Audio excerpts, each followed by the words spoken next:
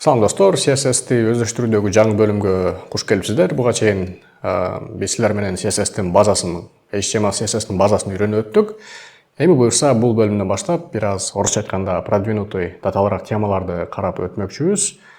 Бул эң башкы кезекте биздин баракчабызга алардын кайсы бир блокторуна, чоң бөлүкчөлөрүнө структураны берүү болуп эсептелинет. Бул сабактын темасы достор layout же болбосо ошол CSS-деги layout же болбосо макет деген нерсе түшүнүк менен тааныш болуп эсептелинет достор. Layout же болбосо макет бул баягы биздин контент же болбосо текст, сүрөт жана башка ошол контенттердин баракчада жайгаштыра тургандыгын көрсөтө турчу жол болуп эсептелинет. Эгерде биз ушул азыркы экранда көрсөтүлүп турган сайтка көңүл бура турган болсок, биз бул жакта кайсы бир чоң бөлүкчөлөрдү көрүп турабыз. Мисалы, алар сол жакта, үстүдө оң жакта, андан кийин централдык бөлүктө же астында болуп кайсы бир блоктор бар экен достор.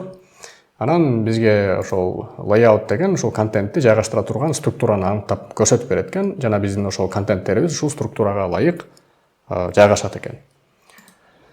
Анан layout'ту куруу же болбосо макетти куруу баракчанын элементтерин жөн гана HTML-да аныкталгандай биринин артынан бирин жайгаштыруунун же болбосо ошентип көрсөтүүнүн ордуна ошол элементтерди кайсы бир визуалдык структуранын ичине аныктоо болуп эсептелинет экен достор.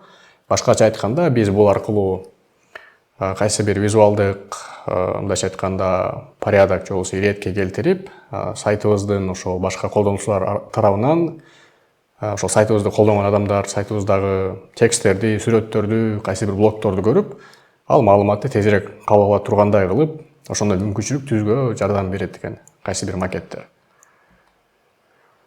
Андан кийин достор, биз ошол макеттер жөнүндө сөз кыла кеттик.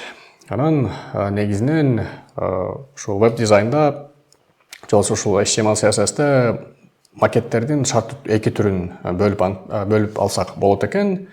Мисалы, сиздер баракчада көрүп турган ушундай чоң блоктор, бөлүмдөр, булар баракчанын макети болуп эсептелет экен достор. Булар көпчүлүк учурда ошол чоң бөлүктөр кандай болуп жайгашат, ошолордун жайгашуусунун структурасын көрсөтүп берет экен.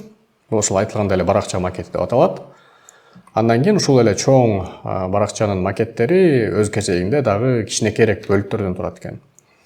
Алар ошол кичинекей бөлүкчөлөр, булар компонент макети деп аталат достор. Алар башкача айтканда мындай окшош элементтер көпчүлүк учурда бир компонент болуп, мисалы, бизде окшош элементтер кайталанып атат турабы, сүрөт, астында кайсы бир текст, анан дагы бир кайсы бир маалымат, ошол геолокация, ошондой сыяктуу маалыматтар болуп жатат. Анан буларды биз өз-өзүнчө компоненттерге бөлүп алсак болот экен. Мисалы, ушул бир компонент бир нече компоненттен турат. Ушул сүрөттөн, тексттен, кайсы бир иконка жана тексттен, картадан же болбосо геолокациядан биз башкача айтканда кайсы бир кайталанма нерселерди бир эле жолу компонент кылып аныктап, ошону бир нече жолу колдонсок болот экен. Анан биз ушунун баардыгын мындай семантикага жараша болушунча майдалап кете берсек болот экен. Мисалы, ушул эле сүрөттү өзүнчө компонент кылып, ушул тексттерди өзүнчө компонент кылып, анан ошол компоненттер башка бөлүкчөлөрдө да колдонулат экен бир нече жолу.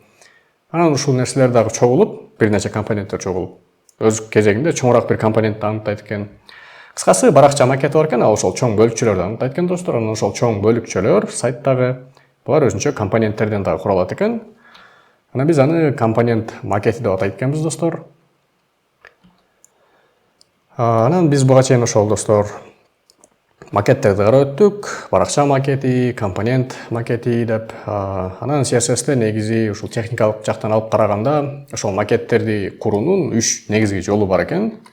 Эң биринчи жол бул float layout.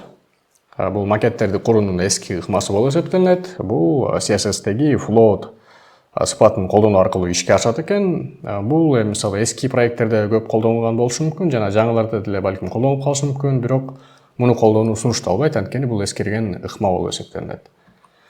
Андан кийинки экинчи жол достор, булар бул flexbox жолу аркылуу макеттерди аныктоо. Бул ошол макеттерди куруунун заманбап ыкмасы болуп эсептелинет достор. Мунун иштөө принципи бул бир өлчөмдүү сапта, кайсы бир сапта float сыпатын колдонбоо аркылуу ишке ашат экен достор. Жана бул ошол биз айтып өткөн компонент макетин куруу үчүн абдан ыңгайлуу болуп эсептелинет экен.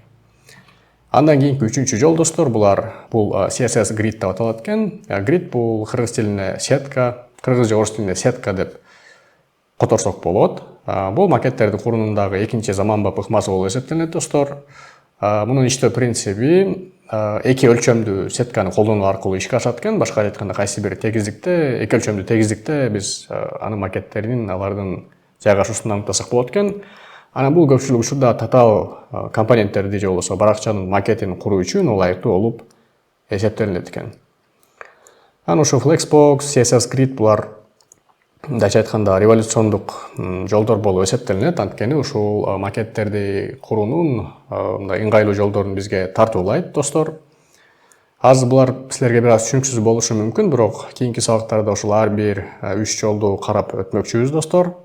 Float layout бул эскирген жол, муну карабай деле койсок болмок, бирок мисалы силер эски проекттерде иштеп калсаңыздар же кайсы бир проекттерде ошол float layout'ту колдонгонун көрүп калсаңыздар, ушул нерсени жок дегенде түшүнүп, ал жөнүндө билүү максатында сиздер менен дагы ушул биринчи жолду карап өтөбүз. Андан кийин фокусту ошол Flexbox жана CSS Grid'терге коюп, буюрса татаалыраак макеттерге ээ болгон сайттарды жасаганга аракет кылабыз достор.